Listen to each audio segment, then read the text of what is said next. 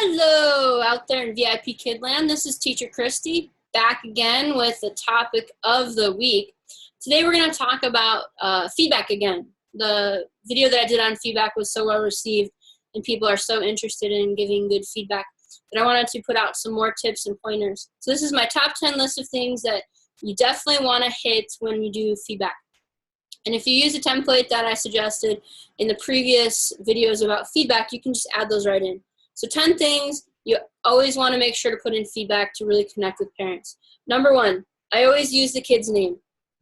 Now, because I do the template, I use the kid's name at the beginning of that particular bit of feedback, so I always know. So I change the name, so I don't send Jerry a feedback written to Henry, but I always put that name in there so that they know that I'm talking to them. That really helps avoid feeling generic. The second thing I always put in there is the lesson that we studied. So I have a little, it's usually the second thing or third thing that I put in feedback, and I'll put the lesson. So I'll say we talked about mammals, we talked about crabs. Again, letting parents know this is what we're studying, this is our topic. The first thing I say in every class, besides I always start with, it was so wonderful to see. It was so great to see. I was excited to see. I was looking forward all week to see. It's the highlight of my day to see. I have many phrases that begin these bits of feedback. But always, I was happy to see your child. Two things they're great at. Sonny's such a great listener. It's very quick, very clever, worked really hard. So I start with those two things they're really great at. So it usually goes name, happy to see you, lesson, two things they were really great at today. Then I add in anything interesting I can think of. So I'm always asking kids questions. So if they bring up, hey, my grandpa's in town, or I had a play, or today, I had a student that said they played a specific game at school. I add that in there. I was so happy to hear about blah, blah, blah. Or Jerry seems to be very excited his grandfather's in town. What this does is really connects with the parents. The parents know I'm listening to the child, I'm paying attention, their lives matter. It always feels good. Say, oh, I'm so sorry Joey's been sick.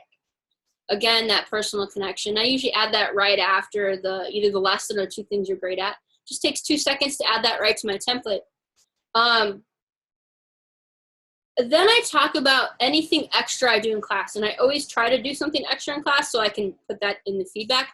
That also helps parents know how you're extending the lesson. So you're telling them how you're extending the lesson. So you're saying, Joey and I had lots of time for extra conversation today.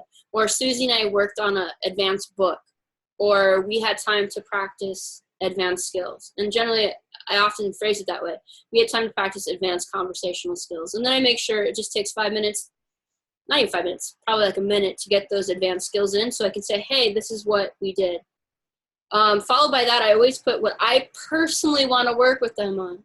The reason why I say I personally want to work with them on is because I want them to come back, right? I want to build regulars. So I say, Joey and I had a great time working on advanced conversational skills and advancing his ability to communicate.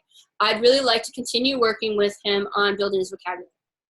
The reason why I do this, again, it subconsciously puts that out there to parents, hey, you're going to continue booking with me, but it also lets them know this is what I'm going to do for your child. And, those suckers that don't watch videos, that don't put that in there, then the parent's not aware of what do you specifically want to do with my child. They're going to go with the one that says, hey, this is what my goal is with your kid. Very easy to do. That's also in my template. Just add it right in.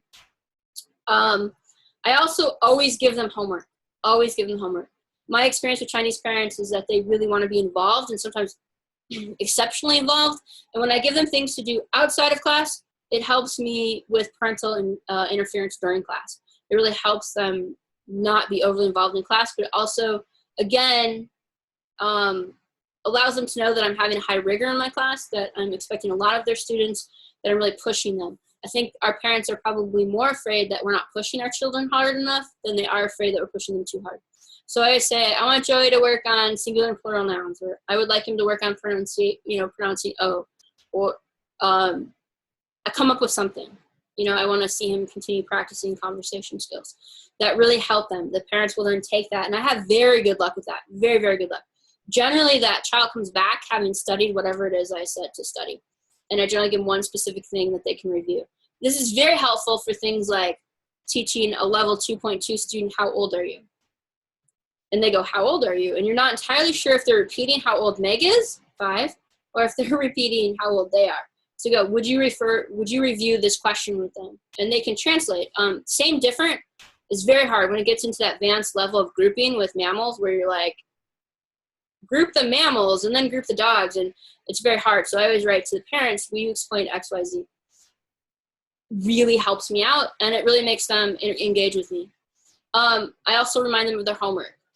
You know, I say, hey, I really benefit Sally to review the unit material for this class.